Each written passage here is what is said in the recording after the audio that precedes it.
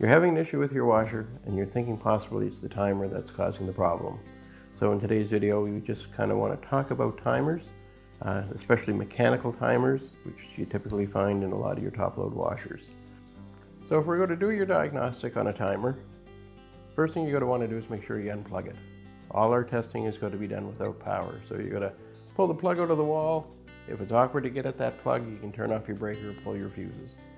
So what we want to do is have available a multimeter. You're going to want to be able to set it on a continuity setting so that when you do a test to see if a circuit's closed, and I'll just show that by putting the two leads together, it'll make an audio type sound, or you'll at least be able to see the sweep of the needle showing that you have a completed circuit.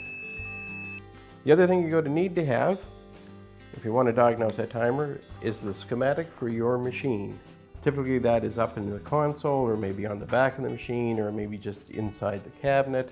But in order to really diagnose your timer, you need to have that schematic, because it's going to tell you what points, what wires you need to put your meter on in order to test. So have your schematic, have your multimeter, have the power turned off in the machine, and then you can take your timer and do your diagnostics.